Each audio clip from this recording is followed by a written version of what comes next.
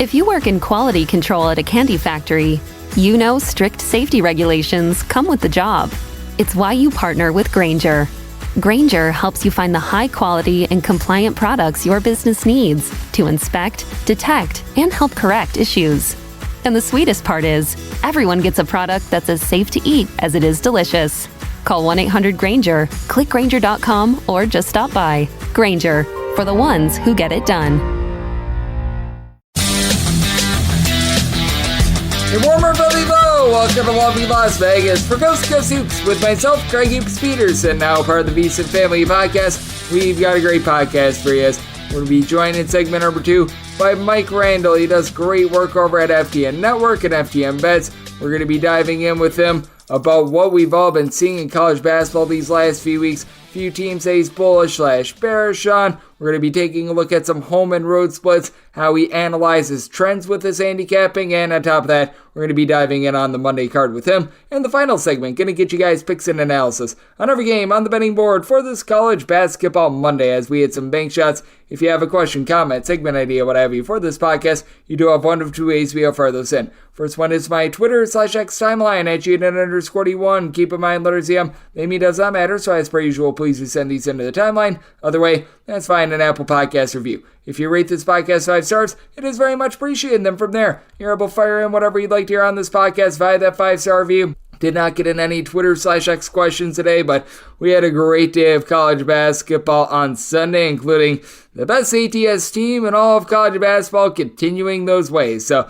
let's take a look back at it. Try to find some trends and try to get to know these teams a little bit better. Games from yesterday is Greg buzzing about. Here is the rowdy recap. Well, the trend all season long has been bet on Minnesota and you'll make money, and once again, they get the job done. 81-70. This was the DK Network write-up pick. We're back to 20 games above 500, and for Minnesota, they won this game from the outside. Rutgers, they start 3 of 3 from 3, and then they go, I believe, 1 of 16 from 3 to end the game. For Rutgers, they were able to get a relatively solid performance in this one out of Cliff Omarui, 19 points, 8 rebounds, but Minnesota goes 8 of 16 from 3-point range. Farrell Payne, 21 points, 11 rebounds. Minnesota loses a turnover battle, 15-8, but did not matter on this day. They get the job done. They just continue to cover. UCLA has been very hot against the spread recently as well, but Utah on the road at the buzzer, thanks to a Brandon Carlson putback,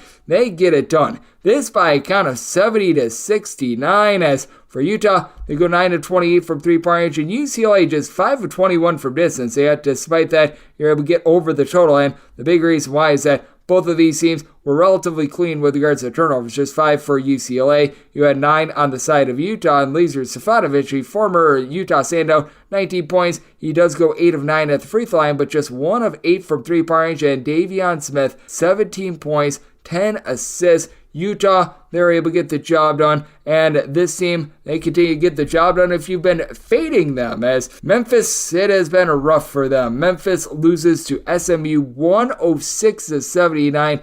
SMU, by the way, 14-10-1 against the spread. They've been put together a nice season now. Best team out there in the American in terms of covering. We'll get to them in a second, but for Memphis, they're now 8-18 against the spread, and it's gotten really ugly for Memphis at this point. They have now dropped 3 straight games. Their lone win in their last 4 came against the old Temple Owls, and they've already got a home loss on their ledger against Rice as well. I believe that this team has lost all but 2 out of their last 7 games. It's just really, really bad. Davy Jones, he was able to give the team 10 rebounds. He goes 12 of 22 from the floor, 33 points, and for SMU, they go 12 of 30 from 3-point range. They shoot 57% from the floor. SMU wins the turnover battle 19-15, and for Memphis, my goodness, what a rough showing for them, and what a rough showing for St. John's as well. They fall against Seton Hall at home by a count of 68-62, and Seton Hall, they didn't shoot lights out from 3. They went just 3 of 15 from distance. For St. John's, they lose the turnover battle by a count of 15-11, and Joel Soriano, 13 points, 12 rebounds, but Kadari Richmond was all over the floor for Seton Hall, 18 points, 11 boards out of him, so a nice win on that front. And then I was mentioning it out there in the American. You've got one really good cover team. That would be South Florida. How about 16-5-3 against the spread for them? They take down Florida Atlantic 90-86. Now, I will say this. South Florida was up 25 points with 8.5 minutes remaining. That lead was cut to 1 with about 30 seconds remaining, but South Florida, they're able to hold on thanks to Chris Youngblood getting it done at the free throw line. South Florida as a whole, they shoot 27-34 at the charity stripe, but Youngblood specifically, 12-13 at the free throw line, 23 points out of him. You were able to get 10 boards, 8 points out of Corey Walker Jr. as well as for Florida Atlantic. They lose the rebound battle 34-29, and for Florida Atlantic as well, they lose the turnover battle 11-8. You did still have a pretty solid performance out of John L. Davis, who was able to supply the team with 20 points, but for Florida Atlantic, 8-24 from three-point range. South Florida, who has been also one of your best under teams in all of college basketball as well. They do play an over in this circumstance for South Florida. They've been playing north of 66% of their games to the under thus far this season, 16 unders to just 8 overs, but in the end, they're able to find a way to persevere, get the job done, and this team has also been able to get the job done. That would be Charlotte. Charlotte is able to take down Wichita State, this by a count of 72-61, and Charlotte has been quite a revelation as well. They're now 14-10 against the spread, and currently they're 11-2 within the American. Meanwhile, for Charlotte, the guy that was able to get it done on this one, Lucille Patterson, he goes 9-13 from the floor. And for Wichita State, this bunch, they win the rebound battle by a count of 35-33, but they did not have Igor Milicic, who had, for Charlotte, 14 big rebounds to be able to help them out there. We also did see number 2 go down on Sunday.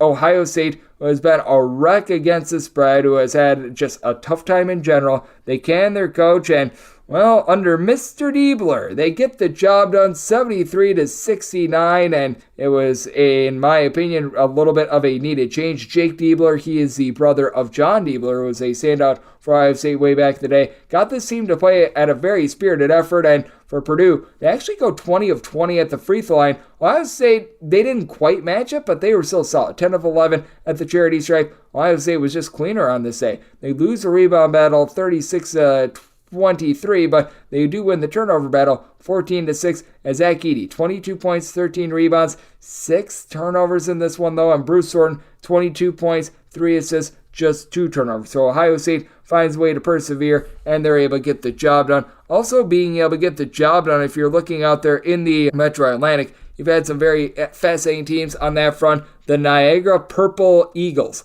they get another win on the road, 80-66 the final. And if you're looking specifically at road games for Niagara, they're 12-1 against the spread for Niagara. They shoot 9 of 17 from three-point range overall this season. They're shooting about 41% from distance away from home, and they shot 27 of 27 at the free throw line. Tough break for Quinnipiac as Matt Blonich was able to supply the team with 22 points, and Quinnipiac wins the turnover battle 15-8. They do lose the rebound battle though by a count of 33-28, but for Niagara, they were able to heat up in this one, and they were able to get it done once again on the road. By the way, if you're looking at road against the spread record, 5-11 against the spread for Mount St. Mary's. They fall to Fairfield by a count of 94-80, so the Mount, they have got some pretty demonstrative home and road splits, and another team has been able to get it done out there in the Metro Atlantic all season long. This is just in terms of a overall perspective. How about St. Peter's now being 14-9 against the spread? They go on the road. They take down Iona by a count of 59-53. As for Iona,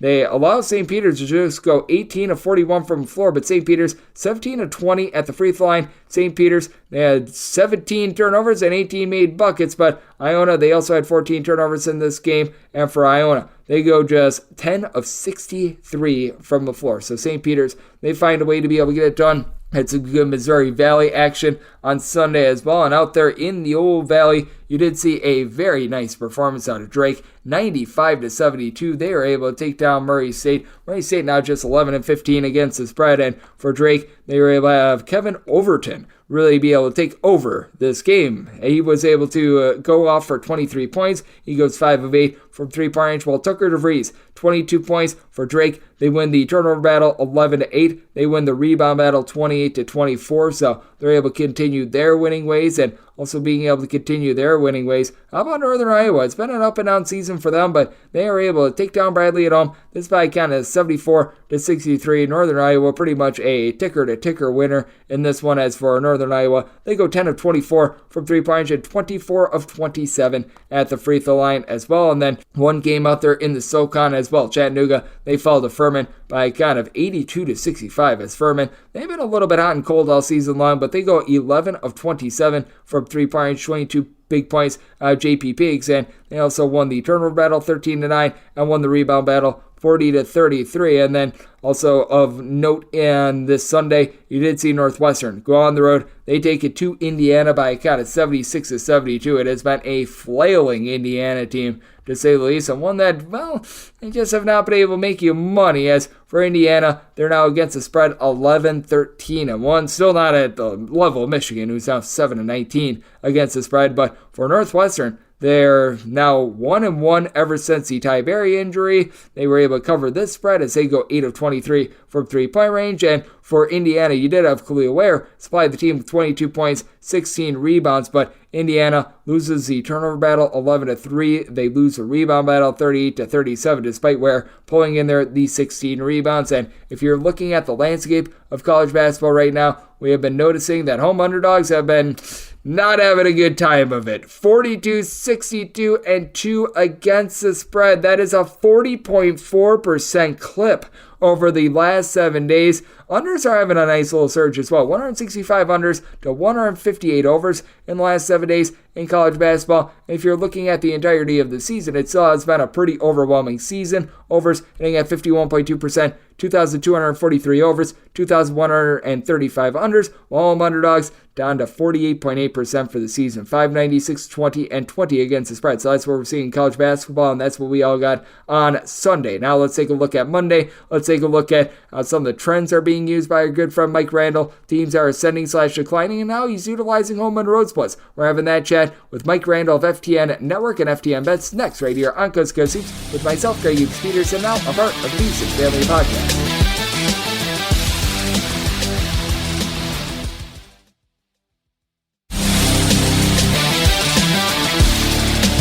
Your lovely Las Vegas for Coast to Coast Hoops with myself, Greg Hughes Peterson, now part of the Beeson Family Podcast, and it is always great to be joined by this man as we're being joined by Mike Randle. Mike does an absolutely tremendous job taking a look at this game that we all know and love of college basketball, but additionally, I know that over at FTN Network, he covers a little bit of everything. Did a great job this year on the NFL front. Now I know he's shifted his focus a little bit more to the DFS side when it comes to the NBA, as they're going to be getting back up and started in the next few days, as they're currently on break. But this man, his work never ever stops because he does such a good job being able to provide us with winners and great insights. And to be able to follow Mike on Twitter/X, that is easy enough. At Randle Rant altogether. And Mike, it's always great to be able to get you aboard. Thank you. Great to be back. What a fantastic day. Bracket preview show, full slate of games, college basketball front and center. So excited. First weekend without NFL, really, with the season ending last week. Can't wait to talk to you about it. I can't wait until we finally get the bracket unveiled, but we're getting closer and closer to it. And how much do you take a look at some of these teams that are on the bubble and perhaps use that as a little bit of a betting opportunity? Because there is a lot of buzz around these teams that you're always hearing when it comes to like late February, early March. It's like, oh, this is a must win for the resume and everything like that. And typically when the public narrative is like that, typically I find a lot of value being able to fade these teams that are in must wins, because I don't care what sport you're in, baseball, basketball, football, you go down the list. I have a theory of if you're in a must win, well, that means you must not be very good. Yeah, that's the thing. It's contender pretender season for me right now. That's been my theme this entire week. The teams that are supposed to take care of business are doing so, a la Tennessee, just taking care of Vanderbilt today. UConn. Yeah, UConn is just brilliant. It's so hard, Greg, because I think back to the Florida team that repeated with Corey Brewer, Joakim Noah, Al Horford. I have yet to see a team that I really thought had a chance. This team has a legitimate chance. So you're right. The teams that are in must-wins right now means there's questions about them, and I prefer to look at the teams for the possible futures bet that I know right now are going to be in the mix, and you're darn right UConn is one of them. Yeah, I mean, that was very impressive what we saw from them against Marquette over the weekend. And I do think that it's fair to have a few question marks with Marquette, because the one big thing with Marquette that I've had on them last few seasons is that this is a team that is not going to be winning a lot of battles down low. Other than Oguadero, you really don't have a ton with regards to the post. But my goodness, if you look at UConn in terms of shot quality numbers, in terms of KenPom metrics, what have you, in that game against Marquette, it was just a thorough butt kick again. This is a UConn team I think should be right there in terms of title contenders, in my opinion, along with, I would say, Houston should certainly be in that mix. And then I think that we'd be very foolish to not put in there Purdue as well. Yeah, Purdue has really shown me something, because, of course, you have this lingering narrative of a team like Virginia who goes out in the first round and won the title.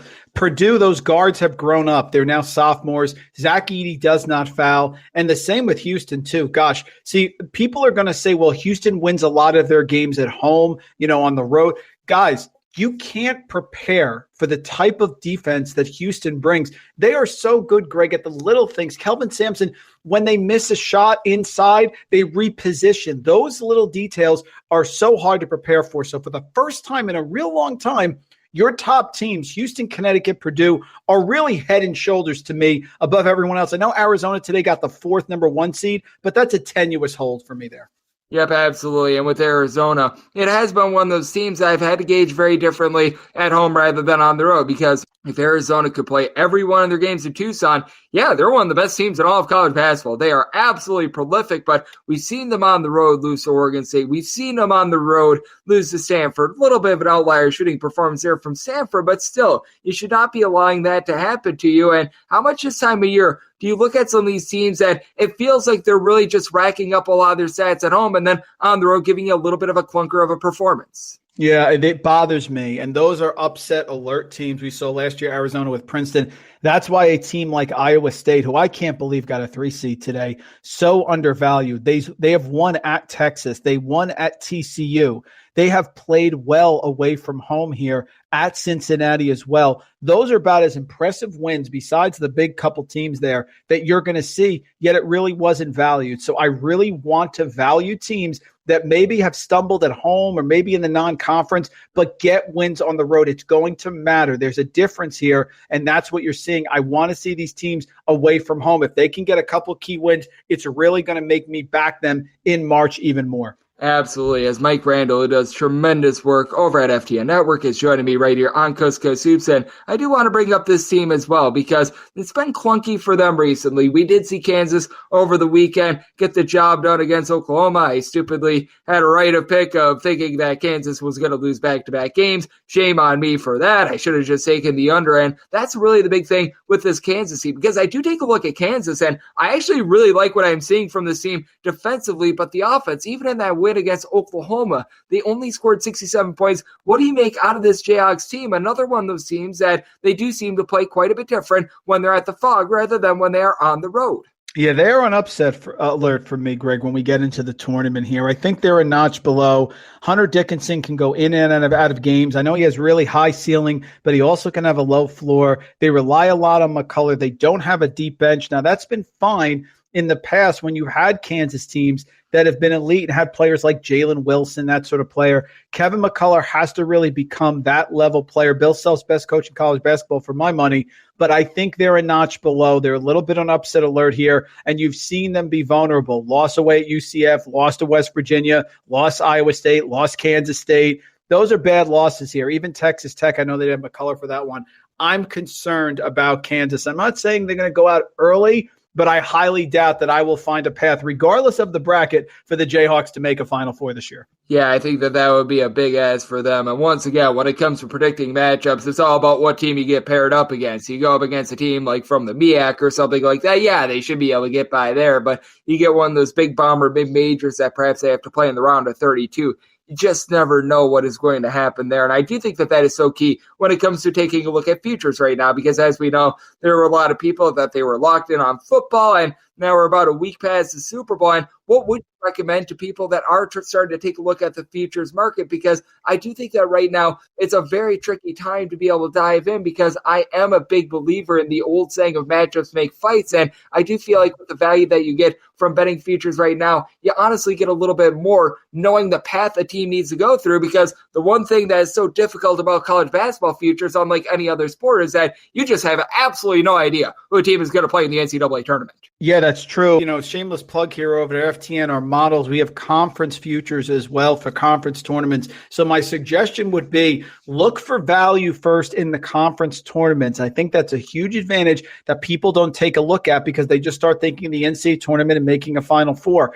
I would go there. That would be my look, because I think you and I know there are teams that we can identify that are in the middle seeds of these conference tournaments that can get hot. And again, the futures, of course, you're trying to get to the Final Four. You're trying to win the national title. That's really difficult. You're going to have to win 4 games to get to the Final Four and 6 to win the title. But you're looking at a conference tournament. You can see teams here that can get hot back-to-back games right away. You can make yourself some nice bankroll with some underdogs. Remember the Georgetown with the year of Patrick Ewing in the Big East? I mean, anything is possible. So I would say look at those conference tournaments, especially the small ones here, where we know that the teams at the top are very, very shaky. That's where we can get some good value. Oh, absolutely. And it goes back to my point as well. In conference tournaments, you might not know the set matchups, but it's not like you'd have, for instance, we were talking about Arizona a few minutes ago. Arizona's not going to have to play Duke in the conference tournament or anything like that. They're going to play one of the Oregon schools. They're going to be playing a team like Arizona State. You relatively know who they're going to be playing up against, and that's always my trepidation with the NCAA tournament. You just have no idea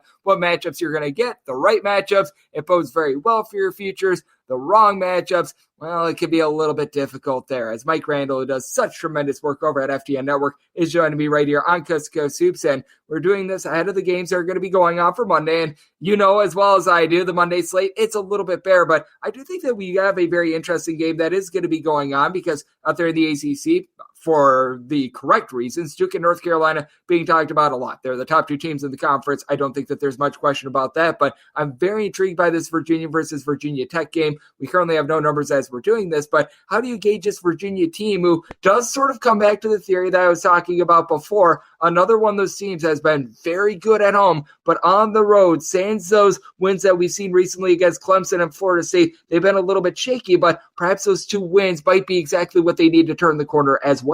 Yeah, this ties into the last thing we just talked about, Greg, because I do think, listen to great experts like yourself, you can get caught up in the conference tournaments very quickly, and your analysis of Virginia in this situation is spot on. Virginia, to me, has struggled. They put a lot of faith, Virginia, in the development of Reese Beekman and Ryan Dunn. Superior defensive players, no doubt about it. But I saw Ryan Dunn again today, and he was great with the blocks. I get that, but they did not cover against Wake Forest. Ryan Dunn airballed a free throw. Virginia is really struggling on offense here. Rivalry game. They beat Virginia Tech at home. I will be on Virginia Tech in this game. I do not trust Virginia to cover here on the road. I know it looks like Virginia Tech for KenPom is going to be favored, but that's the analysis. People know Virginia. They know they're very good, but they are an upset alert. We saw it last year with Furman, and I think it's even bigger this year because they really struggle to score late. I mean, they're looking for McNeely to shoot a 3. If they don't get that, they're tough down the stretch. And most importantly, Greg, this is what people can learn as they get to the conference tournaments.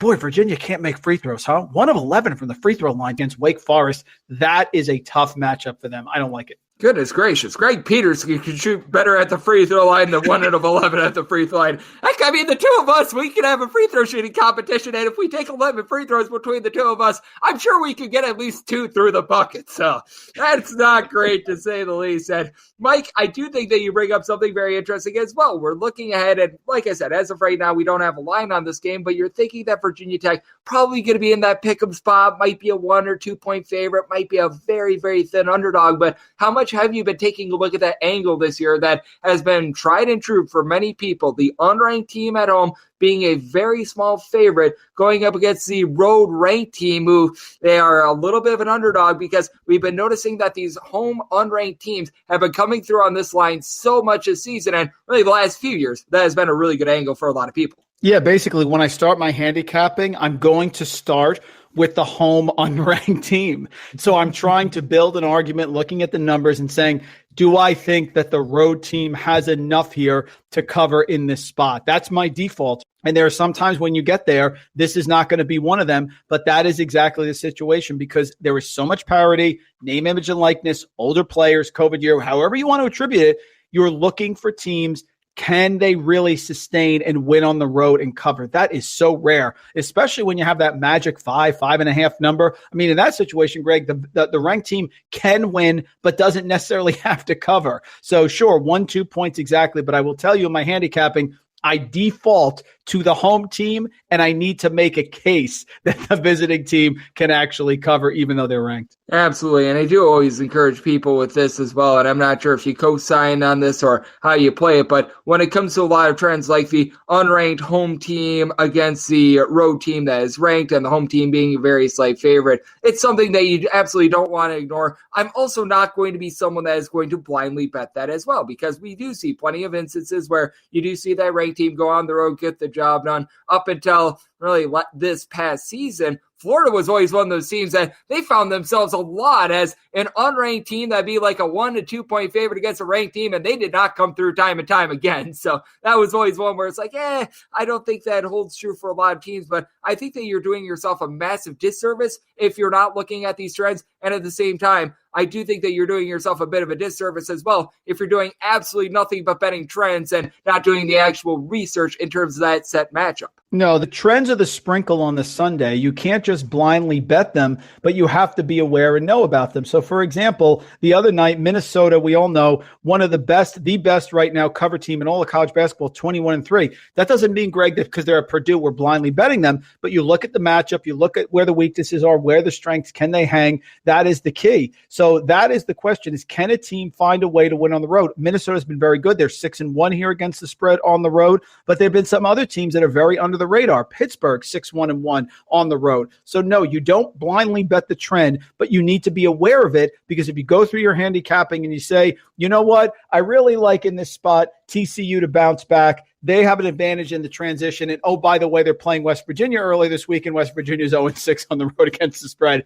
It's the last thing I include. I just don't blindly bet the trend. Absolutely. And I think that bodes very well for this. And I think that that's the best way of being able to take a look at it. You don't want to be completely blind and not paying attention at all to the trends. And at the same time, if you're making trends the end all be all, you've went too far with them as well. And Mike, with regards to what we're going to be seeing the next few days, as we're doing this out of Monday's games, as we know with Monday, it's a little bit of a short slate. Is there anything that you are going to be taking a look at for Monday and even into Tuesday as well? Because as we know with Tuesday, it's a relatively moderate slate of basketball. You get a lot of power teams that are going to be in action on those Tuesdays. Is there any team or any game in particular that you do have a little bit of a star around and you want to either find out a little bit more about that team, or perhaps you're targeting a bet or two to be able to back or fade someone? I believe in Iowa State. I believe in Osselberger, Wizard of Oz. He is the man. I think they are going to cover at Houston. I know Houston at home is very powerful. Houston's going to want payback here because Iowa State ended up beating them 57-53. That number per Ken Pom is going to be 9. Could they even get to double digits? I think that's a mistake. I'm certainly going there.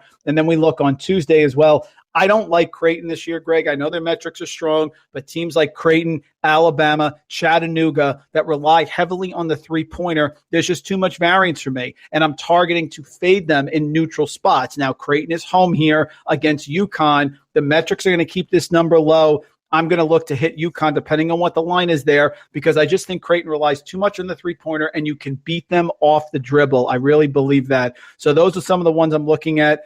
And then you have a classic game, which I may actually be able to attend, Greg, VCU at UMass. This A10 is completely wide open. I know Dayton is the class of the A10. I get it. But you saw today they did not get a top 4 seed in any of the reasons in the bracket preview because the A10 is so weak. It is wide open here. This is one I think there are some live futures, and one of those teams is UMass. They have to find their shot, but they played well at Dayton. It's Dayton, Richmond. I don't believe in Loyola Chicago. VCU, again, very up and down. So that's a game I'm looking at here because I believe with Frank Martin. I believe with the defense. I believe with the development here. Matt Cross is so important, one of the most important players at college basketball. Matt Cross is to UMass. That is an A10 conference tournament that I think is going to be very live for a lower seeded team with a big number to maybe steal a bit. Yes, I do think that they could perhaps be a little bit of a bid thief. We've got some interesting Atlantic 10 action that's going to be going down the next few days, and going to be interesting to see if one or two of those Atlantic 10 teams can ascend along with Dayton to be able to put themselves in the at-large conversation. And for the Iowa State team, man, they just continue to do a tenacious job on defense, and a man that is tenacious in the way that he is able to hit so many different markets and give out such great insights. That'd be you, Mike. You do an absolutely amazing job over at FTN Network. Your podcast Screen the Screener is second to none as well. So love to get people at home know what's all on tap for you and how people can follow along on social media and other platforms. Yeah, join us, guys. We have quite a family building at FTN. Tuesday, Wednesdays, and Saturdays, we cover as many college basketball games as we can. We don't get to Greg's level, but we cover as many as we can here on our YouTube channel at FTN, which is growing. People come in. Sure, you can tell, but you want to come in, debate, talk back and forth with your picks. We have conference futures, Frank Branks models, Mike Kutry, all the great stuff we have going on. Josh Gross with women's college basketball is the king as well. So come join us at FTN. We have some great stuff going on, ready for March Madness, just like Greg is, of course. Great things going on. It's the most exciting time. It is a great time of year, and it is always great to get this man aboard because he is fired up for what we're going to be getting in March, but he's been following this thing all 12 months out of the year, and every single time he joins this podcast, lends tremendous insights. Mike is absolutely tremendous, so big thanks to him for joining me right here on Coast Simpson. Coming up next, it is that time of the podcast to give you picks and analysis on every game on the betting board for this college basketball Monday as we hit some bank shots.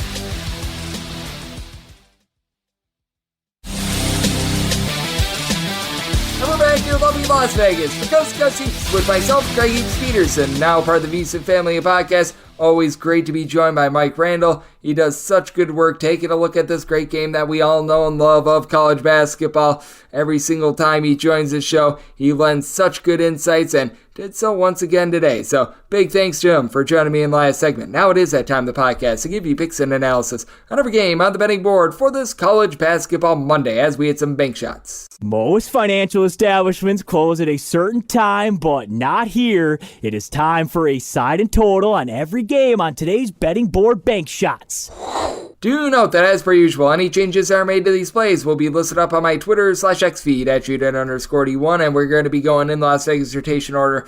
We've got 4 power conference games. The Coastal Conference game is one of them, and then you've got the 2 Big 12 games, the ACC game. Everything else, that is going to be in time order at the bottom, as those are a part of the extra games port. You get a lot of MEAC, SWAC, Southland on this day, and those are going to be the games at the bottom. So let's get things started with 881, 882 on the card. It is Iowa State on the road facing off against Houston. Houston is between an 8.5 to a 9.5 point favorite. Your total on this game is between 128 and 129. This was a number a little bit earlier, more around a 9.5. We're seeing it drop a little bit, and I would say take this now before it drops any further. I am willing to take the points with Iowa State. I did set them as an 8-point underdog, so anything north of 8 is a buy point for me. Last time these two teams played, there was a grand total of 110 points in this game, as Iowa State, they won that game 57-53, and you've got 2 of the top 3 teams in all of college basketball in terms of points allowed on a per possession basis going at it. Iowa State has been absolutely stifling with the way that they generate turnovers, but they do go up against a Houston team that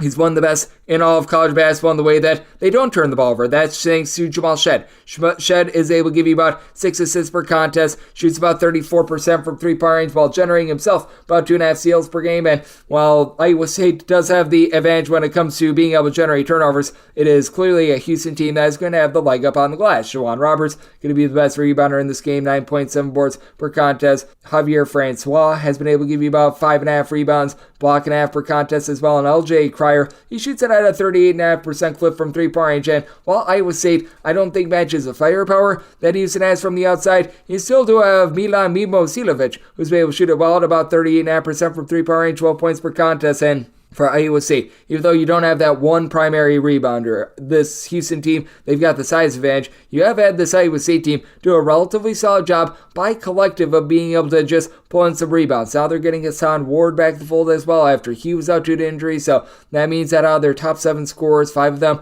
are able to give you at least 4 rebounds per contest. Taymon Lipsby, Kavshan Gilbert in the backcourt have been pretty solid with the combined 27.5 points. Both give you about 5 boards. Lipsby, 5.5 assists and 3 steals per contest, while Iowa State, they're not quite as good at taking care of the ball as Houston. They're still solid. They only turn the ball over about 10.7 times per contest. This Iowa State team has also been able to crank things up a little bit more offensively, at least 68 points in each of their last 5 games. For Houston, if you look at regulation and regulation only, because their game against Texas went to overtime a few weeks ago, they've given up 65 points or fewer in 4 out of their last 5. I just think that this is going to be another low-scoring slog. Last time around, neither team got to 60, and I do think that both teams are going to approach 60, but I do think that this is still a little bit too lofty of a total. I did set my total more around a 126, so I'm going to be willing to dive in on the under Houston well outside the top 320 in terms of total possessions per game, but with the way that Iowa State generated turnovers the first time around, they were able to generate 16. Not sure if they do quite that this time around, but I do feel like it's a little bit of a tough matchup for Houston. I think we went too far. Set my line at 8, so take the points with Iowa State and the under. 883, 884 on the card. Virginia. It's a road face-off against Virginia Tech. Virginia Tech is a favorite of 2.5 to 3 points. Total on this game is 126.5. Did set my total at 126. Here at a 126.5, it is my buy point on the under. We got a Virginia team that has been different when they've been away from home rather than when they've been at home with regards to their defense. And you do need to have a buyer beware there. As for Virginia Tech, by the way, they actually average right around 18 points more per 100 possessions at home rather than in a roadside shoot-to-court environment in terms of their offense, but defensively, when it comes to Virginia, this team is a top 10 team with regards to points allowed on a per possession basis. That said, they're giving up north of 20 points more per 100 possessions when they do hit the road rather than at home, and Virginia Tech, they are going to have a little bit of an advantage down low because you've got Lynn Kidd, who's been able to give you about 6.5 rebounds per game for Virginia. Only one guy on the roster really gives you north of 3.7 rebounds per game. That'd be Ryan Dunner, who's getting there done right around 9.5 points, 7 boards. He does chip in there more than a steal and a half per contest, and that's really been what has allowed this Virginia team to be so stifling with regards to their defense. For Virginia, they are, in terms of turnovers forced on a per possession basis, a top 20 team, and though Virginia Tech as a whole, they only turn the ball over about 11 times per contest, you do have Sean Padula, who has been getting quite loose with it. Sean Padula, he has turned the ball over about 3.7 times per contest, does give you about 15.5 points, 4.5 assists per game, and I do think that he's going to be matched by Reese Beekman, who's able to give you 14 points, 6 assists, for a team that they're not amazing with their three-point shooting away from home. Virginia shoots nearly 39 to 40% from three-point range at home. That does fall below 35% away from home, but you know that Virginia is going to protect the ball with just 8.2 turnovers per game, even with their slow style. That's still one of the most efficient marks in all of college basketball for Virginia Tech. You do like what you're able to get out of Hunter Couture, who's able to give you 14 points, shoots 42.5% from three-point range, and Tyler Nickel, even though he's not like some super prolific scorer or anything like that, he's been able to do a solid job shooting in that neighborhood about 42-43% from three-point range, and without question, this is a Virginia Tech team that is shooting it much better from distance at home rather than on the road. For Virginia Tech, when they do hit the road, they shoot only about 34.5% from three-point range, closer to 37.8% from three-point range when they're at home. And even with Virginia having those home and road splits that are a little bit rough, they've won each of their last 2 games on the road. I do think that they're starting to put it together. And I do think that this is going to be a little bit of a low-scoring slog of a game with a Virginia team that overall is 49th with regards to their opponent's three-point shooting percentage. So I did set my total at a 126 here at the 126.5, diving in on the under of Virginia. Made them a 2-point underdog. Won't take 3. Not going to go with the money line, but going to go with the 3 here with the Cavs. 885, 886 on the card. Charleston plays us to William and Mary. You don't just get William, you don't just get Mary, but you get both, and you get 17.5 points with them against Charleston. Total on this game is anywhere between 151 and 151.5. Did set my total 153. I'm looking at the over. You've got William and Mary currently 361st out of 362 Division I teams in terms of points allowed on a per possession basis. Needless to say, it's not necessarily too terrific, and you've got a Charleston team that has really been cranking up their tempo. Early on during the season, it wasn't a bunch that was necessarily just absolutely running it and gunning it. It felt like they were trying to find their identity. Now, when you have a Pal Kelsey team, you know that they're always going to be playing a little bit faster, but it has been really coming as the season has been going along, the just tempo and the speed of this team, as they're about 101st in the country with regards to total possessions per game. And with Charleston, they do play at a rate of about 2.5 possessions more per game when they are at home rather than when they are at home. They do go up against the William & Mary team that as well. They're looking to really slow things down. William & Mary, a bottom 10 team in all of college basketball with regards to total possessions per game, but William & Mary going to give you a lot of good looks from three-point range when they're away from home. They allow opponents to shoot 36.6% from three-point range in a roadside shoot-court venue, but they also go up against a Charleston team that's right around 200th in the country with regards to points allowed on a per possession basis and 218th with regards to opponents' three-point shooting shooting percentage as well. You've got a Charleston team that doesn't necessarily do the same amount of turnover generation as they did last season as well. It has been a Charleston team that, to their credit, they've retained the ball much better this year. They've turned the ball over less than 11 times per contest. Antiba Dozovic, along with Ben Burnham, may be able to combine for about 25 points per contest. Rain Smith, he's been able to rein it in. He's shooting from 3-point range in the high 30s. But Gabe Dorsey, I do think he's going to be able to keep William and Mary lively in this game. He's been able to give you about 13.5 points per game, along with Trey Moss as well. Both of these guys,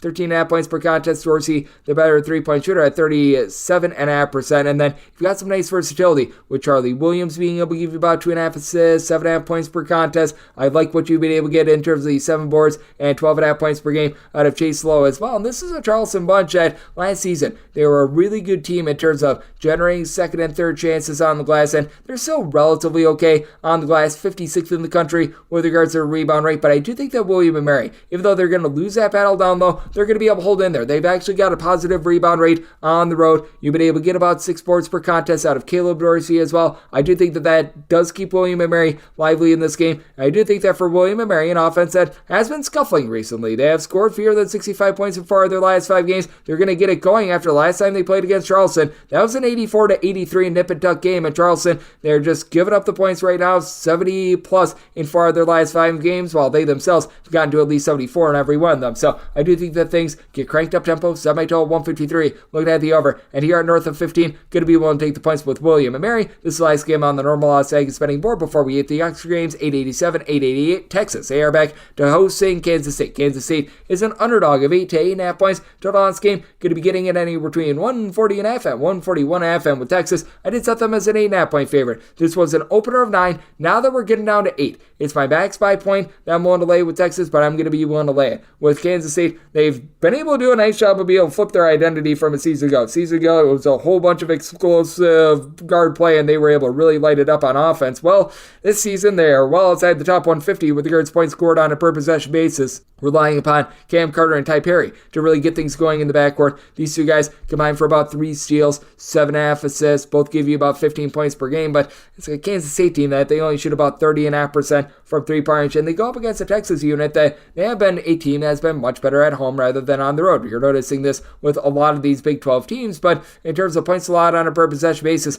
this Texas team overall for the season is 63rd, but they are allowing about 20.2 points fewer per 100 possessions when they're at home. Meanwhile, you've got a Kansas State team that is going to be able to do, in my opinion, a relatively solid job on the glass. David Agasson has been able to give you about 5 to 6 rebounds per game. You've got Arthur Kaluma, who's been a stat sheet sufferer, 2 assists, shoots 36% from 3, which is really the best mark on the team, with his 14.5 points, 7 boards, while Will McNair is also able to give you about 5.5 rebounds per game. But for Texas, what I think is so key is the fact that you've had Dylan Mitchell really be able to step up down low with about 8.5 boards, has been a little bit inconsistent with his offensive play, and was limited to 18 minutes in the last game against Houston. He was suffering from, I believe, a little bit of ailment. You do want to check in there. I think he should be good to go, and even if he's not, Dylan Dessou, he has been pretty tremendous for this Texas team as well. Ever since he has come back, he's been shooting 55.5% from 3. That'll see a fall off, but 17 points, 5 boards per contest, and then in the backcourt, Max Aspis along with Therese Hunter, they've done a nice job as a 1-2 punch, giving you about 8.8 assists to about 5.5 turnovers per game. Aspis, your main 3-point shooter, at about 38.5% from distance. Hunter does a little bit better job on the defensive side of things, and for Texas,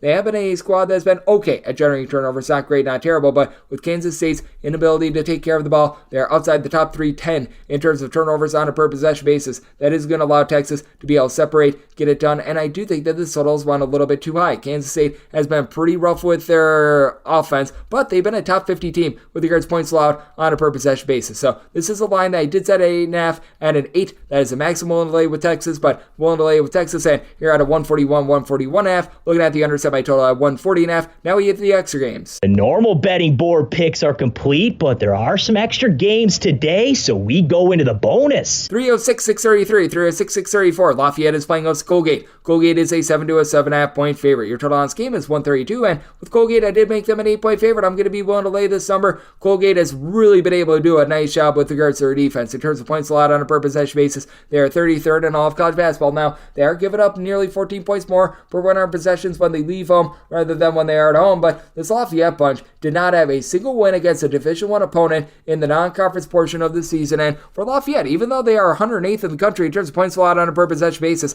they actually allow more points per possession at home rather than in a road/neutral court venue. We've got also a Lafayette team that does not have a single player that gives you a double-figure amount of points. Devin Hines is right now your top scorer. He's been able to supply the team with about 9.7 points per contest. Colgate also does a nice job of really being able to negate any sort of outside shooting. Colgate 24th in the country with regards to opponents' three-point shooting percentage. And for Lafayette, even though you do have Justin Vanderbaan, a 7-footer that comes in from Boston College, he's able to give you about 9 points, 5 rebounds per contest. This has been a squad that has been really scuffling on the glass, and they're pretty average in terms of their three-point shooting defense, allowing opponents to shoot about 34.2% from three-point range. Meanwhile, you've been able to have Braden Smith, no relation to Purdue's Braden Smith, really be able to manhandle things for Colgate. 13 points, 5 boards, 5 assists, shoots the 930s from three-point range for a Colgate team that they're back at the top 50 with regards to their three-point shooting percentage. They were a little bit scuffling to begin the season, but now they've been able to pick it up with this Colgate team. You are able to get them a little bit down low. They're about 102nd in all of college basketball with regards to their rebound rate, but not like Lafayette does a great job there. They're only about 297th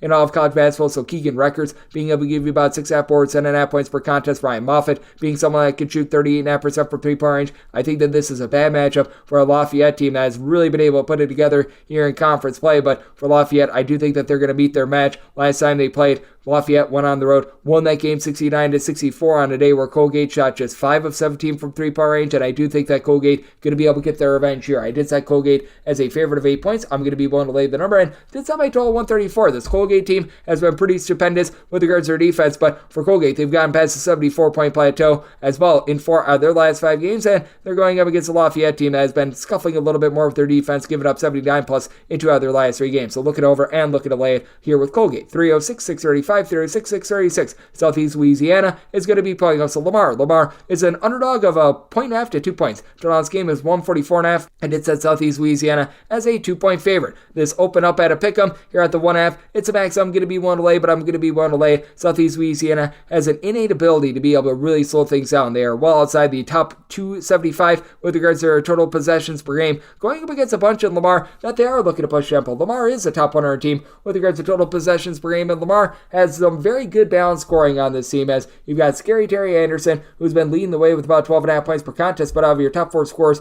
every one of them, Anderson, you're able to throw in there Alex Hamilton, BB Knight, and Chris Pryor. They all give you between 10.9 and 11.3 points per contest. Pryor and Knight combined for about 23 points, and both shoot about 40% from three-point range. And for Lamar, overall, they shoot 37% from distance, going up against the Southeast Louisiana team that they have had a little bit of an issue guarding the arc. 256th in all of college basketball in terms of opponents' three-point shooting percentage. Meanwhile, this Lamar team, they're going to need to try to win it from the perimeter, because Lamar, they do allow opponents to shoot about 34.5% from three-point range, just 30% at home. This does drop off to about 37.7% in a road/neutral court venue, and for this Southeast Louisiana team, you've got a lot of versatility. Nick Caldwell, someone that's able to give you about 12 points, 5 boards, shoots it well from three-point range. Roscoe Eastmont is going to be the best facilitator in this game. He's been able to do a lot, about 6 assists per contest. And for Southeast Louisiana, they're about 183rd in the country with regards to rebound rate. Doesn't sound spectacular, but it's pretty much on par with Lamar. Lamar is about 163rd, but a much better rebound team when at home rather than on the road. And Broden Robery, he's been able to give this Southeast Louisiana team right around about 6 boards per contest down low. He's been able to do a solid job there. And when it comes to the Southeast Louisiana team, they're not shooting about 35% from three-point range. The turnovers have been a little bit unsightly, but both of these teams do generate the same amount of turnovers on a per possession basis. And for Lamar, they have given up at least 71 points in how far their last 5 games. Meanwhile, for Southeast Louisiana, even though they've been playing slowly, 76 plus points scored in 4 of their last 5 games. They've really been able to get it going. So it is a interesting circumstance here. I did set my total at 140. I do think that Southeast Louisiana going to be able to slow things down a little bit more here. Last time these two teams played, it was a 74-64 slog, where Southeast Louisiana shot 8 of 27 from 3. Lamar went 10 of 22 from distance, and though Lamar probably going to shoot a little bit better from three-point range, Southeast Louisiana, I do think that they do a good job from within. I do think that they force Lamar, who's averaging about 12.5 turnovers per game, into some turnovers. So did set Southeast Louisiana as a favorite 2 points. I'm going to be willing to lay the number, and also made my total of 140. Going to be looking at the under as well. 306, 637, 306, 638. You've got Delaware State playing us to Morgan State, and Morgan State is a underdog of 5.5 to 6.5 points. Tonight's game, it is 144. I set my line at 6, so we're between 5.5 and 6.5. A lot of places are going to 6.5, and personally, I would rather have these 6.5 with Morgan State. I'm going to be looking to take the points with Morgan State. Has been a banged up bunch all season long that has been dreadful with their defense. defense. They are well outside the top 320 with regards to points allowed on a per possession basis, while Delaware St, to the surprise of many, they are inside the top 100 in terms of points allowed on a per possession basis, a top 125 team in terms of rebound rate, with having Martez Robinson along with Wesley Oba be able to combine for about 12.5 rebounds per game, with Robinson along with Jevin Munoz. They've been your primary two scorers for Delaware St, supplying 30.5 points per contest on about 36% three-point shooting between the two of them, and they both combine for about 3.5 steals, 5.5 assists per contest, so they've been nice stat sheet suffers, but Delaware St also turns the ball over 15 times per contest. They're a bottom 80 team in terms of turnovers on a per possession basis, and for Morgan State, it's been all about health. They now get Winston Tabbs back in the fold. He played a limited 16 minutes in the team's most recent game against Maryland Eastern Shore, but had 14 points in those 16 minutes,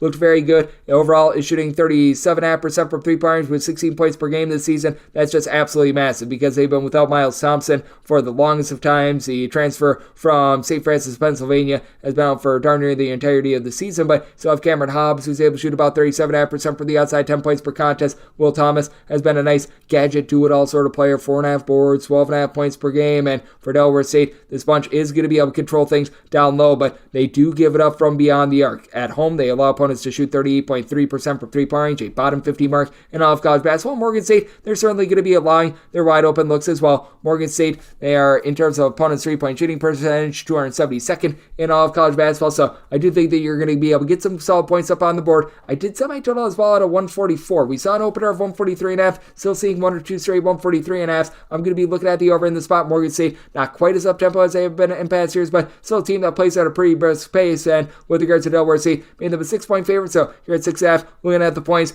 with Morgan State to go along with a 143.5 or less over. 306, 639, 306, 640. Howard is going to be playing against the South Carolina State. South Carolina State is 6 to a 6.5 point underdog. Your total on this game, 150 to 150.5. South Carolina State, I did make them an underdog of 6.5 points. So here at the 6, I'm going to be willing to lay with Howard. Howard has had their deficiencies on defense, to say the least, but they've got the most star power in this game. Howard, in terms of opponent's three-point shooting percentage, that goes down to 31% at home. It's more like 35.5% in a road Church Court venue, but they get to go up against a South Carolina State team that is in the top 130 with regards to rebound rate, and they've been better with regards to their defense. South Carolina State has crept into the top 175 in terms of points allowed on a per possession basis. The issue is Mitchell Taylor, with his 9 points per game, is right now leading the way for this bunch. They should be able to win that rebound battle down low because you have been able to get right around about 6.5 rebounds per game out of Davion Everett, but you just haven't necessarily been able to find that floor general. You haven't found anything in the backcourt with the team turning the ball over about 15 times per contest,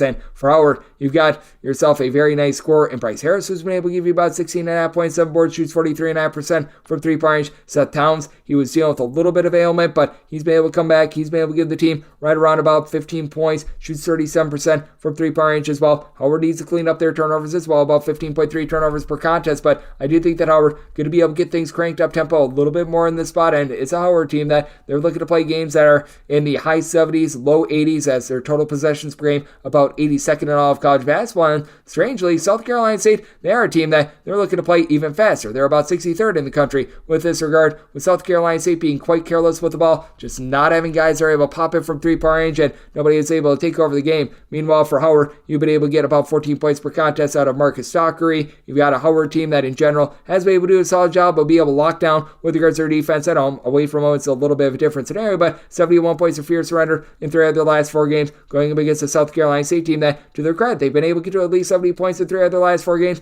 I do think that you're in for a relatively high-scoring affair, one that could involve some late-game fouling, but in the end, Howard being able to separate. I did set Howard as a 6.5 point favorite. I'm going to be willing to lay up to 6 with them, and also made my total 154.5, so going to be looking at the over to go along with Howard. 386, 641, 386, 642. Texas A&M Commerce hits the road face-off against Incarnate Word. Incarnate Word is a 2 to a 2.5 point favorite. Your total on this game between 141 and 142. I set the Word as a 4 point favorite. I'm going to be willing to lay the number. Texas A&M Commerce just completely outgunned down low. They're outside the top 340 in terms of their rebound rate. Now, Texas A&M Commerce has been able to do a relatively solid job of being able to generate turnovers, but even with them doing that, they are still quite vulnerable from the outside. 236th in the country with regards to opponents' three-point shooting percentage. Now, credit where credit is due to Commerce. In a roadside church court venue, they allow opponents to shoot only about 33.2% from 3. That balloons up to about 36.3% when they are at home, which I find to be very strange, but they do go up against an Incarnate Word team that has Sky Wicks, who's been able to do a solid job being able to supply this team with about 15 points, 6 boards per contest, and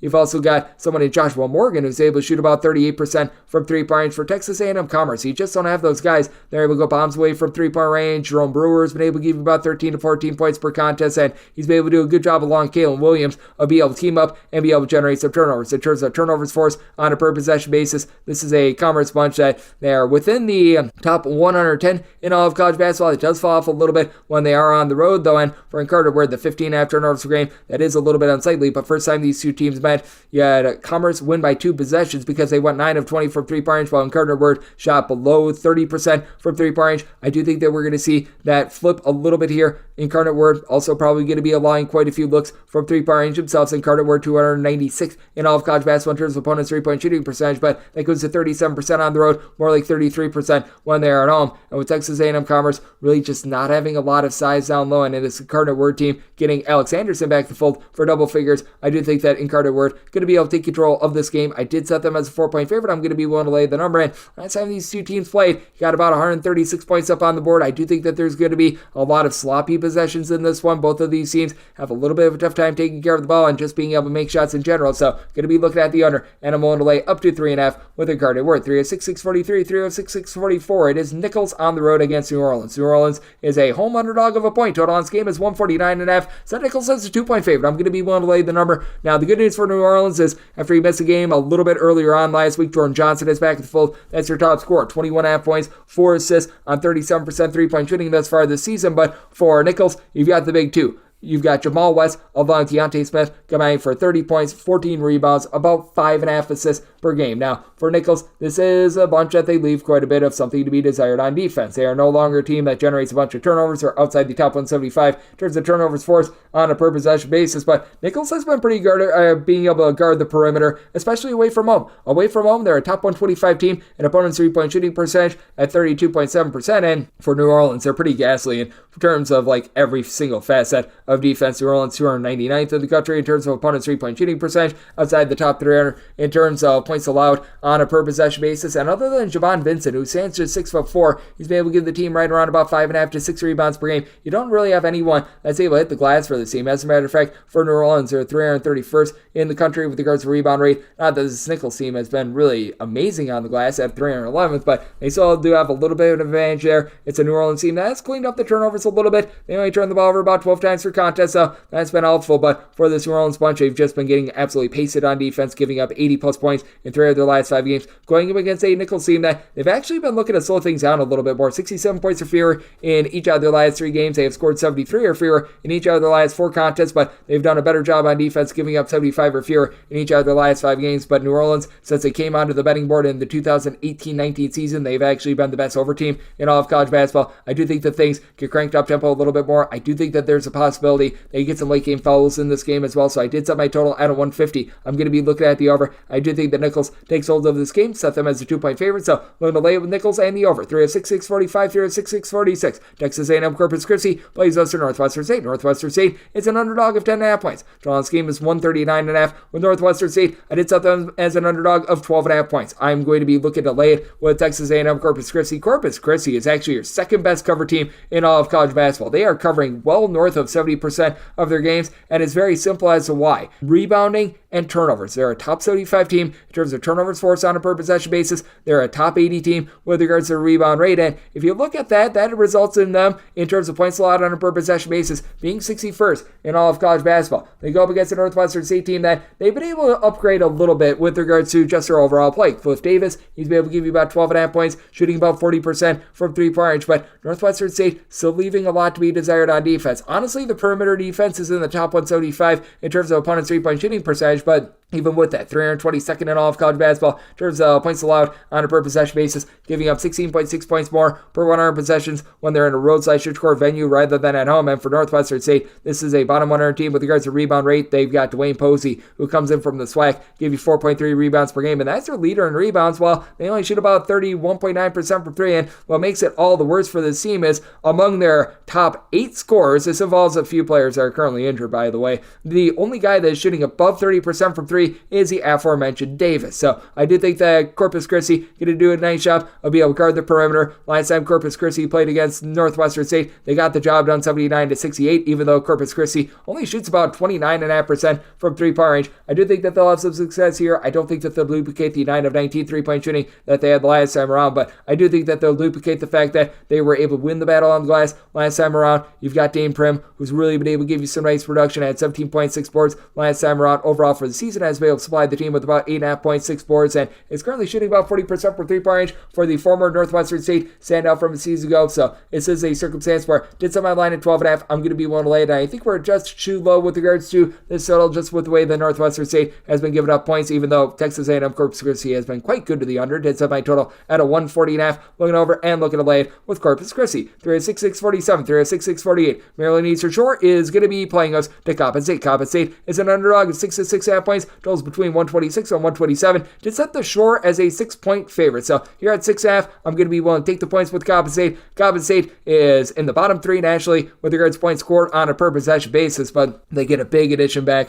in Justin Winston. Winston has been missing for a little bit of time this year. He's been a bit limited, but he's been really the main guy for Coppin State. 13 points, 5.5 boards, a little bit over a steal per contest for a Coppin State team that they shoot below 30% from three-point range. They've been turning the ball over about 15.5 times per contest for Maryland Eastern Shore, whereas last year they were a top 20 team with regards to turnovers forced on a per possession basis. They're not forcing those turnovers this season, and for this Maryland Eastern Shore team, out of their top 5 scorers, none of them shoot above 33.6% from three-point range, and only one of them shoots above 30% from three. They've looked at Troy Hupseed down low, who's able to give you 13 points, 9 boards, to be a little bit of a do-it-all sort of player, and despite the fact that they're going to have the best individual rebounder in this game in Hupseed, Maryland Eastern Shore still has been getting completely plastered on the glass. 316th in the country with regards to their total rebound rate. For Coppin State, they've been able to do an okay job as a collective of being able to give you a few more rebounds, but they're still a bottom 10 team in the country with regards to their rebound rate as well. But what I like for this team is the fact that you've been able to have a few guys be able to step up in Greg Spurlock, coupled with Ryan Arkney, who have been able to both give you about 9 points per contest.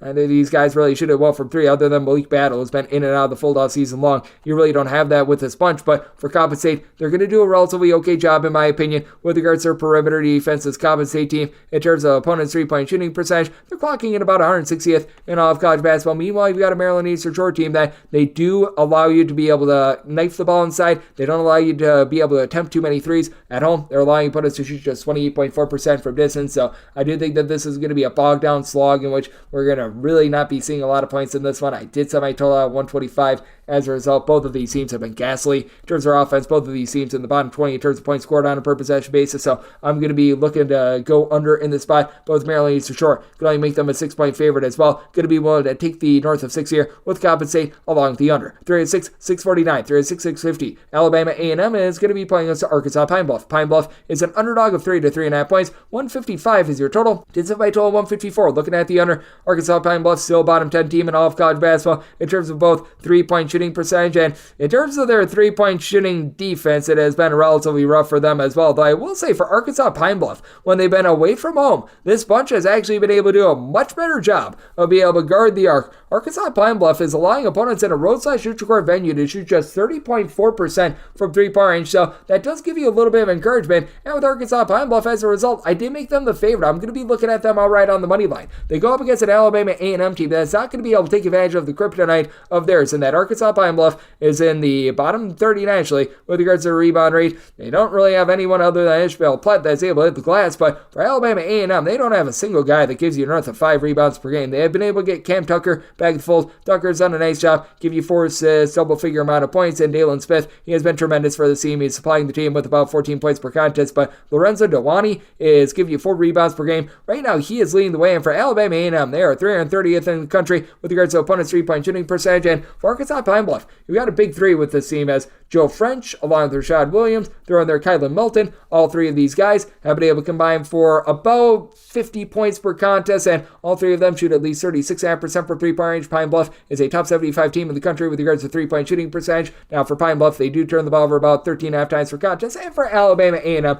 they're a relatively national average team with regards to turnovers forced on a per possession basis. To the credit of Alabama A&M, this is still a bottom 75 team with regards to their overall defense, but they've now now given up fewer than 70 points each of their last 5 games. And for Pine Bluff, it doesn't sound like much, but they've now given up 76 points or fewer in each of their last 4 games. So they've been a little bit more respectable on that side of things. I feel like both of these teams are having a little bit more of a tempo shift. I do think, though, that for Arkansas Pine Bluff, they're going to take advantage of the fact that Alabama A&M just does not guard the arc to save their lives, and that allows Pine Bluff to be able to pull this one off. I did set my total 154, so you're at the 155 dive and under, and me Pine Bluff the 2-point favorite. So looking at Pine Bluff on the money line and also this total under. Now we get my DK Network right up pick 306-651, 306-652. It is Alcorn State playing us to Florida A&M. A&M is an underdog of anywhere between 9.5 and 10 points. Totals between 139 and 139.5. My right up here is going to be on the over. I did set my total at a 146. You don't have two teams that really gun it in terms of their tempo. Alcorn State about 216th in the country in terms of total possessions per game, more around about 135 with Florida A&M, but neither of these teams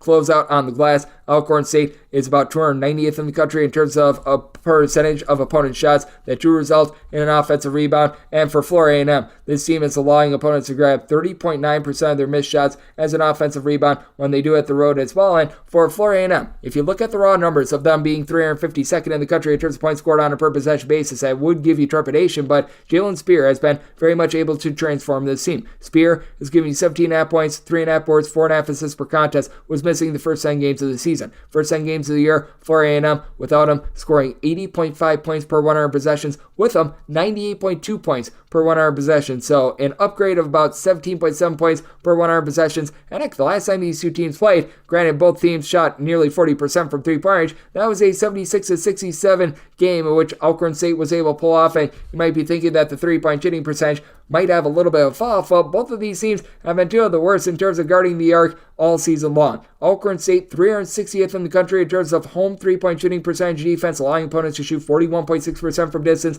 against them at home. For A&M, they're allowing opponents to overall shoot about 37.5% from three-point range against them away from home. But that's a 335th mark in all of college basketball as well. So both of these teams have been relatively ghastly on that front. And for Alcorn State, I do think that they're going to be able to win the battle down low because you do have the best rebounder in this game, as Jeremiah Kendall has been able to give you about 6.5 boards, 16 points per contest. And then you've got Jeremiah Gambrell, who's been able to shoot 40% from three-point range. He's been able to supply the team with 12 points per contest. I'd like to carry in Thorne as well. He's been a 36.5% three-point shooter. But on top of Spear, for Florida A&M, you've been able to get right around 12 points, 5.5 boards, and also a steal per contest out of Keith Lamar. He's been able to step up in a nice way. But for Florida A&M, ever since they've gotten Spear back in the fold, they've given up 70-plus points in 10 out of their last 13 games. It has not helped out the defense at all. Certainly has been able to help out the offense. And for Florida A&M, they are going to lose this battle down low, in my opinion, 298th in the country with regards to rebound rate. Meanwhile, Alcorn State, they certainly have been far from amazing, but I do think that having Kendall down low allows them to be able to win that battle. It's Alcorn State with regards to their rebound rate. You're finding that more around 190th, but I do think that this line has went a little bit too far. You've been able to have Florida A&M just look a little bit more competent on offense in general, and though Alcorn State has given up fewer than 60 points in each of their last 3 games, keep in mind when those games came against Mississippi Valley State, I think that they were very much the beneficiaries of circumstance, and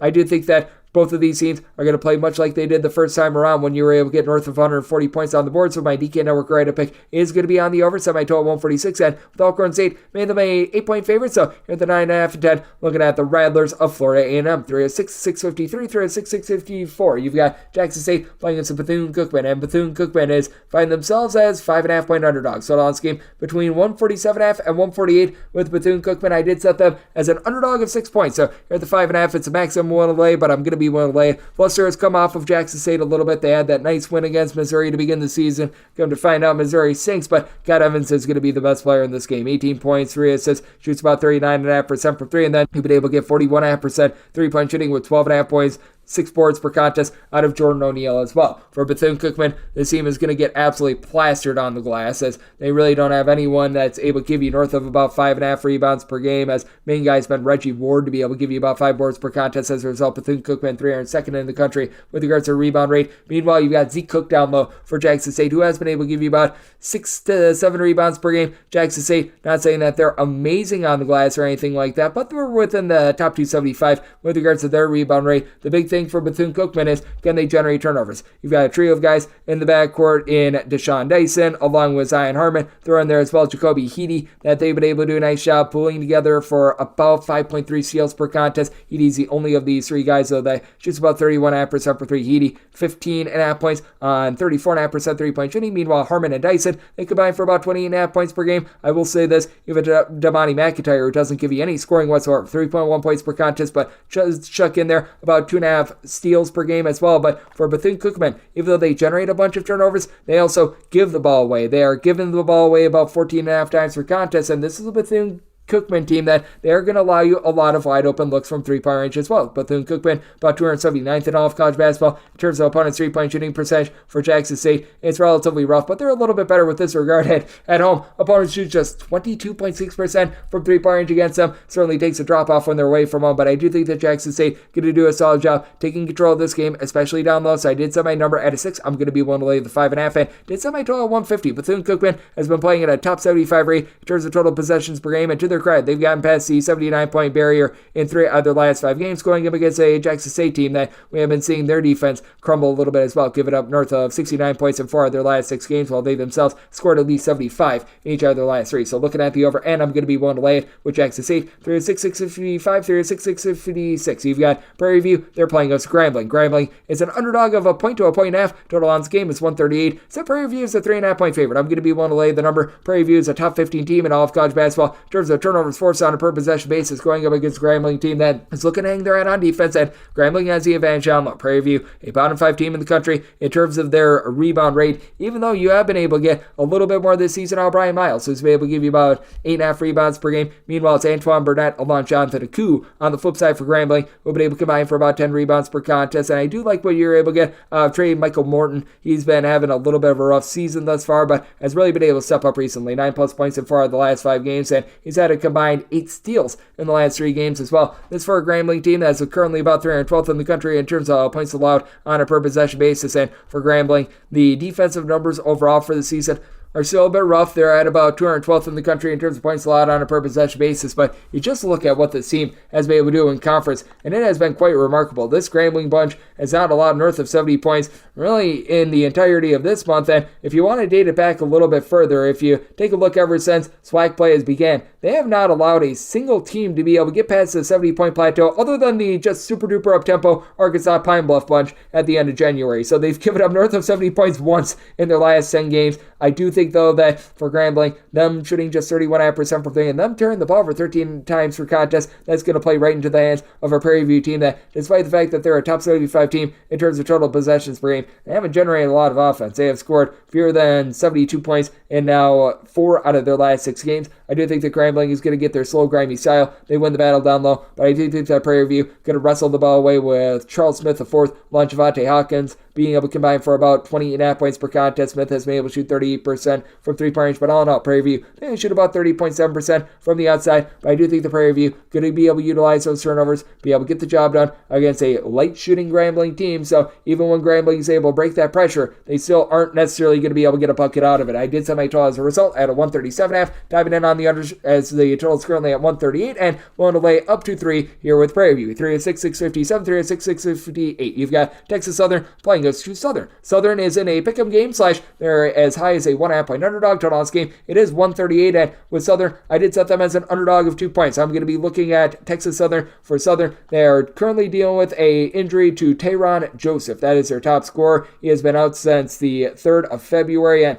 that's a big chunk of the Southern team to be out of the fold because you don't have really anyone other than Mr. Brandon Davis, who's able to give you double figures. Davis is able to give you about 12.5 points per contest, but for Southern, this is a bottom 50 team with regards to rebound rate. Only one player on the roster, that'd be Derek Tizeno, has been able to give you north of 4 rebounds per game. Tizeno has been able to give you about 5.5 boards per contest, but for Southern, now all of a sudden, they're going to be looking to the main point guard in Tijane Diabasi to really control things. He's able to give you about 9 points, 5 assists per contest, but not really a go-to scorer. Meanwhile, for Texas Southern, they do do have that go-to scorer. That'd be PJ Henry. 2.2 steals, 14 points per contest. It's a Texas Southern team that they're rough around the edges. Texas Southern still outside the top 200 in terms of points allowed on a per possession basis. They don't have a single guy on their roster that gives you north of 5 rebounds per game, but the rebound rate has been kicking up with this team. You got Grayson Carter, who's been able to come in after being injured, giving you about 7.5 points, 4.5 boards per contest, and Jonathan Cisse now shoots 36% from three-point range to really transform a Texas Southern team that, if you look at the overall metrics, it tells a different story than how they've been playing recently. They have scored at least 78 points in 3 out of their last 4 games. The defense, it has been a little bit more lively as well. They had a game that went to overtime against Florida A&M, so if you look at regulation and regulation only, the squad has now given up 66 points or fewer for their last 5 games. You've got a Southern team that has been able to ride the 7-game win streak, but a lot of them have been nip and tuck games. They have scored 73 points or fewer in 4 of their last 5 games. They've been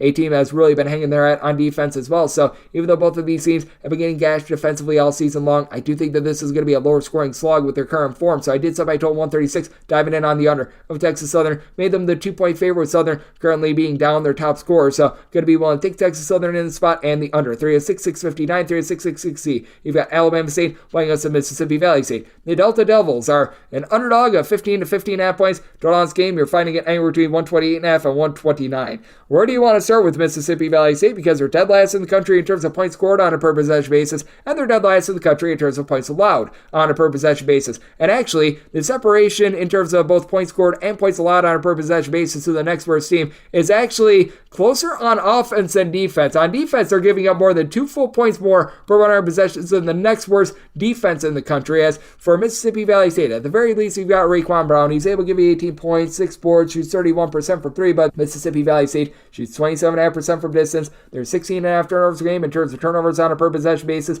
That is a bottom 3 mark in all of college basketball, and you have only got 2 guys on the roster that give you north of 3 rebounds per game, 3 guys on the roster that give you north of 2.1 rebounds per game. This team gets absolutely destroyed there, and for Alabama State, this has actually been a top 150 defense in terms of points allowed on a per possession basis. You've got Madlock squared. Tony Madlock is the coach, and his son TJ Madlock, he does pretty much everything except pop threes. Gives you 5 boards, 2.5 assists, 15 points, and then you've got Mr. CJ Hines, who's been able to shoot 38% from the outside. Alabama State, a bottom 20 team with regards to their field goal shooting percentage this season, but they only do turn the ball over about 11.7 times per contest. It's an Alabama State team that they should be able to do a pretty sound job of being able to control things on the glass as well. So you've been able to get about 6.5 rebounds per game out of Obang Okan for Alabama State. I do think that they're going to be able to take firm control of this game against the Mississippi Valley State team that they can't hang on to the ball. They've had a tough time with regards to their offense. They've been absolutely brutal in terms of their defense as well. And this is an Alabama State team that, while they're not some sort of an offensive juggernaut or anything like that, they've gotten to at least 68 points in 4 out of their last 7 games, going up against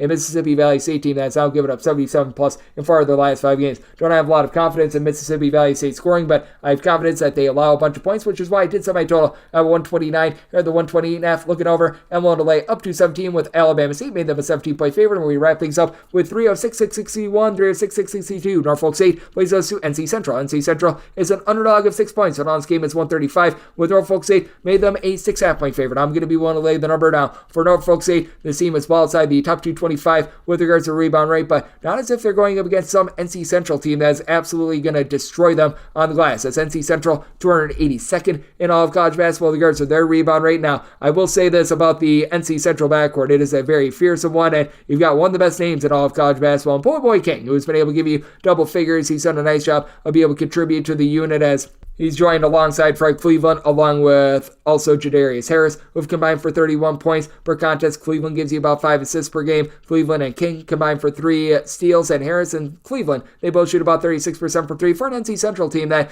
they do as a collective shoot about 32.5% from 3-point range. And to the credit of NC Central, even though they're not good down low, they're good at being able to guard the perimeter. 11th in the country in terms of opponents' 3-point shooting percentage. That goes down to sub 24% and more around 32% in a roadside shoot court venue. Meanwhile, Norfolk State, they allow you to shoot just 32.5% from 3-point range when they're at home. And for this Norfolk State team, even though you're not going to be able to get a lot down low, they only have to go up against Emmanuel Isabooner, who for NC Central gives you about 5.2 rebounds per game, and Jelani Darden, he gives you about that many rebounds for Norfolk State. Meanwhile, the UNC Wilmington transfer Jamari Thomas has been very solid for this Norfolk State team. 3.5 boards, 3.5 assists, 17 points per game on 38% 3-point shooting. Norfolk State as a whole, they only shoot about 33% from 3-point range, but where Norfolk State, I think, is going going to be able to win this game is via turnovers. This is an NC Central team that can get a little bit loose with it. They're outside the top half of all of college basketball in terms of turnovers on a per possession basis. And for the Norfolk State team, they've done a really good job of cranking up the just pressure on you. 12th in the country in terms of turnovers force per offensive play. You saw Christian Ings, who is not shooting the same way from three-point range this year than he has in past seasons, but he's been able to give you a double-figure amount of points. Meanwhile, you do have Darden, who I was mentioning before as your top rebounder, also giving you steal and half per contest and shooting 45.5% from three while being able to supply 7 points per game. Norfolk State outside the top 325 with regards to total possessions per game. They're really locking it down on defense, giving up fewer than 70 points in 4 of their last 5 games, going up against an NC Central team that all of a sudden it's been very touch and go for them recently in regulation, having scored fewer than 70 points in 3 out of their last 5 games. So circumstance where I'm going to be willing to lay the number here with Norfolk State, set them as a 6.5 point favorite, and set my total 132.5. I think that this is going to be a low possession game where both teams are going to have a tough time getting the ball in the basket. So looking under, and I'm going to be looking to lay up to 6 here with Norfolk State, and that will wrap things up for the Monday edition of Coast to Coast Hoops, now part of the VSiN Family Podcast. If you do like hearing from this fine podcast, Coast to Coast Hoops, you're able to subscribe wherever you get your podcasts, Apple Podcasts, Google Play, Spotify, Stitcher, and TuneIn. If you have a question, comment, segment idea, what have you for this podcast, do have one of 2 ways we fire those in. First one is my Twitter/X timeline at @300_41. Keep in mind, letters EM, name does not matter. So as per usual, please do send these into the timeline. Other ways, find an Apple Podcast review. If you rate this podcast 5 stars, it is very much appreciated. From there, you're able to fire in whatever you'd like to hear on this podcast via that 5-star review coming at you guys every single day throughout the college basketball season. That means I'm coming at you once again tomorrow. Thank you so much for tuning in.